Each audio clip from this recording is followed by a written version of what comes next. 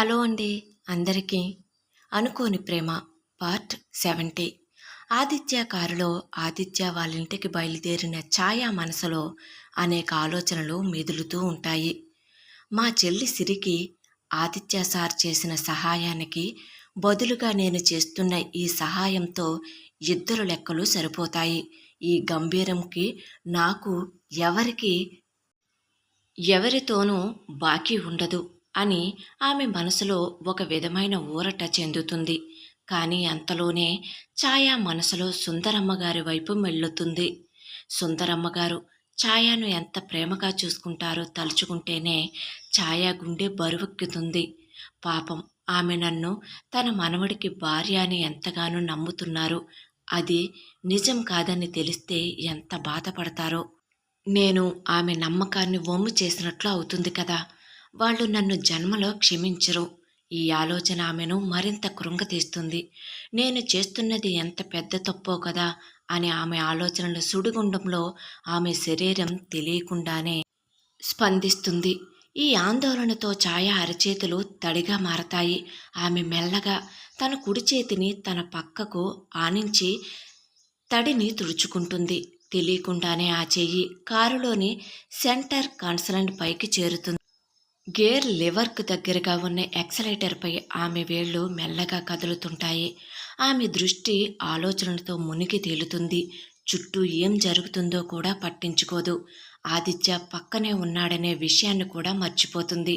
Aditya driving చేస్తూ ఉంటాడు.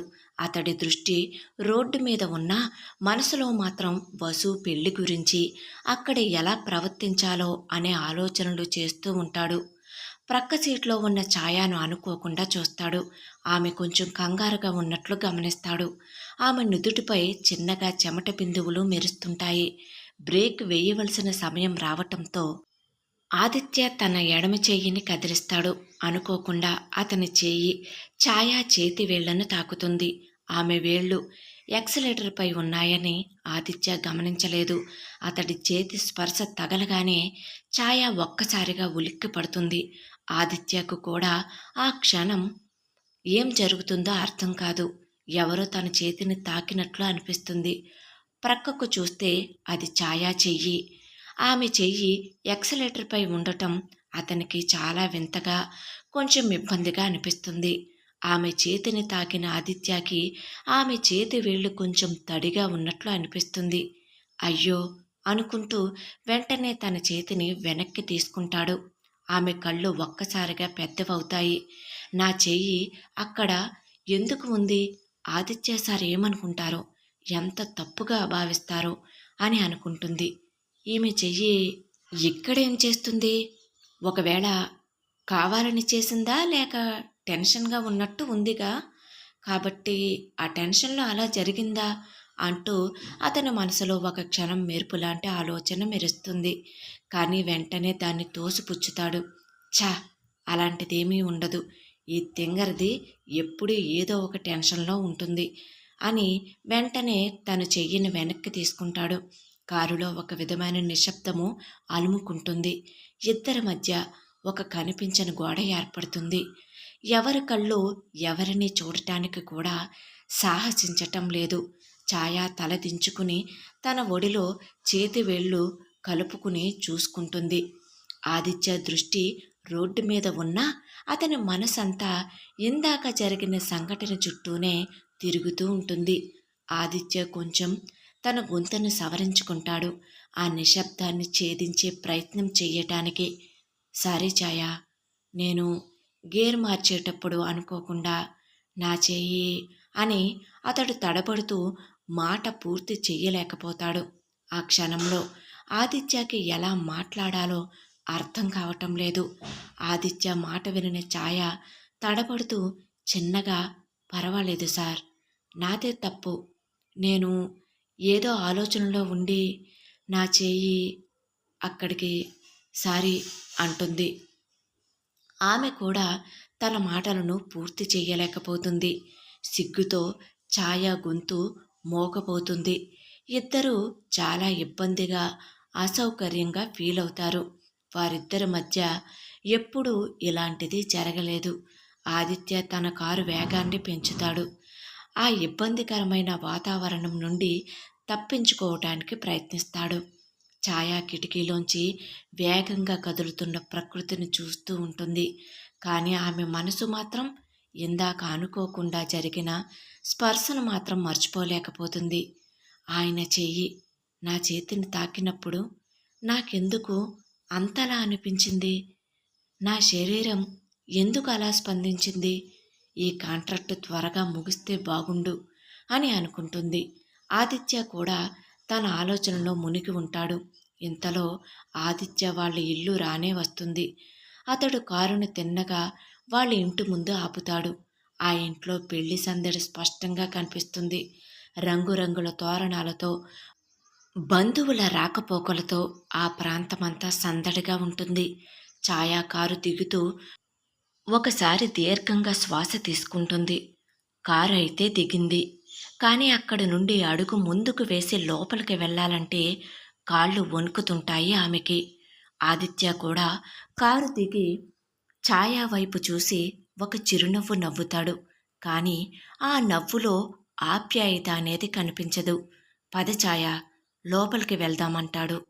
సరే అని సందేహంగా తల ఊపుతుంది. తర్వాత ఛాయ అతనితో కలిసి గుమ్మం వైపు నడుస్తుంది.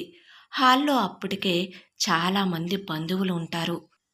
పెళ్లి పనులలో అందరూ బిజీగా ఉంటారు. సుందరమ్మ గారు వెనకకు తిరిగి ఒక ఆయనతో మాట్లాడుతూ ఉంటారు. ఆదిత్య లోపలికి వెళ్ళగానే అక్కడే ఉన్న కొందరు బంధువులు అతన్ని చుట్టుముడతారు. అరే ఆదిత్య, వచ్చావా? నీకోసమే ఎదురు చూస్తున్నాం. ఏది నీ భార్య ఎక్కడా అంటుంది. ఆదిత్యకి వరుసకు అత్తయ్య అయ్యా ఆమె. హా అత్త, ఇదిగో అని కొంచెం మొహమాటంగా ఈమె నా భార్య ఛాయ అని పరిచయం చేస్తాడు. తననేగా అన్నట్టుగా సందేహంగా ఆదిత్య ముఖం వైపు తిరిగి చూస్తుంది. ఛాయని కొంచెం ముందుకు రమ్మన్నట్టుగా కంటితో సైగ చేస్తాడు. అందరి దృష్టి ఒక్కసారిగా ఛాయ వైపు తిరుగుతుంది. కొందరు గుసగుసగా నవ్వుతూ మాట్లాడుకోవటం ఛాయ గమనిస్తుంది. ఛాయ ఆదిత్యతో మాట్లాడుతున్న ఆమెకు నమస్కారమండి అని తన 2 చేతులతో జోడించి చెబుతుంది. చాలా అందంగా ఉంది ఆదిత్య, నీ భార్య అంటుందామె. ఆ అత్త, థ్యాంక్ యూ అంటాడు.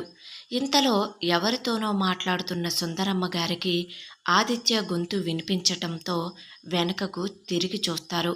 ఛాయను చూడగానే ఆమె ముఖంలో ఆశ్చర్యం, ఆనందం ఒకేసారి కనిపిస్తాయి.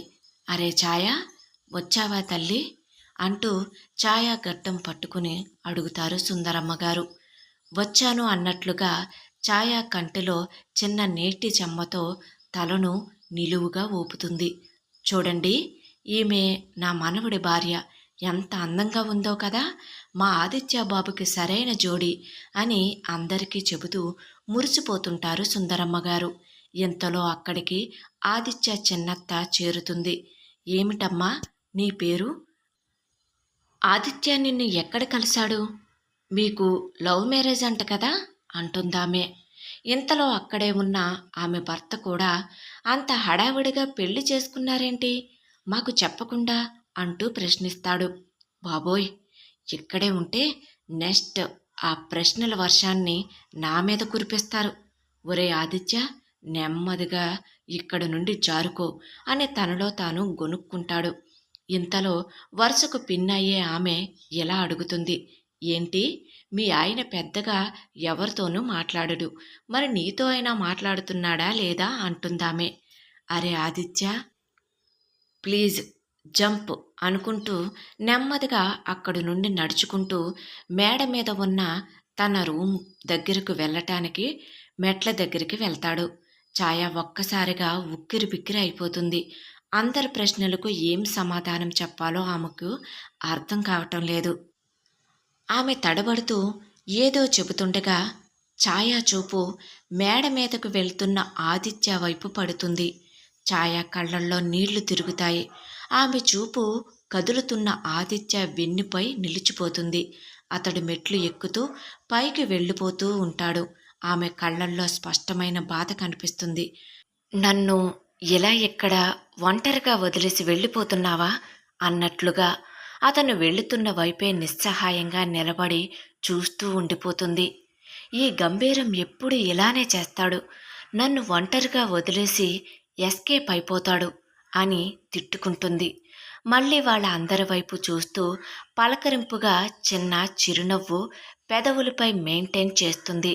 ఛాయాను బంధువులు ప్రశ్నలతో ముంచెత్తుతుండగా వారికి ఏం సమాధానం చెప్పలేక ఇబ్బంది పడుతూ ఉండగా ఆమెను గమనించిన సుందరమ్మ గారు వారి మాటలకు అసహనంగా బంధువుల వైపు చూస్తారు. వెంటనే ఛాయా దగ్గరికి వచ్చి ఆమె భుజంపై చెయ్యి వేస్తారు సుందరమ్మ గారు భరోసాగా. ఆగండమ్మా, అందరూ ఒకేసారి అన్ని ప్రశ్నలు అడిగితే పాపం నా మనవడు భార్య భయపడుతుంది. ఛాయ ఇప్పుడే కదా కొత్తగా ఇంటికి వచ్చింది.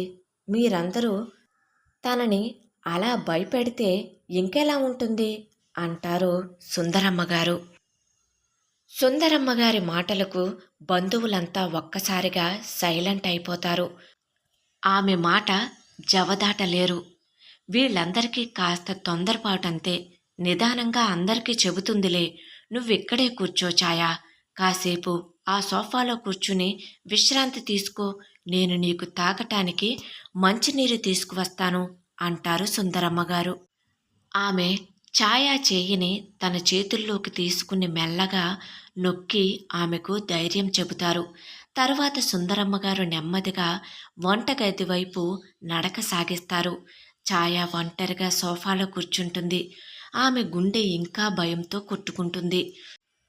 చుట్టూ ఉన్న బంధువులు ఆమెను రహస్యంగా చూస్తూ మాట్లాడుకుంటూ ఉంటారు. పెళ్లి సందడి ఆమెకు మరింత ఒత్తిడిని కలిగిస్తుంది. ఇలా బుక్ అయ్యానేంటి? ఇక్కడ ఎవరితో మాట్లాడాలి? ఈ నాటకం ఎప్పుడు పూర్తవుతుందో దేవుడా అనుకుంటుంది ఛాయ. అనుకోని ప్రేమ కథ కొనసాగుతుంది.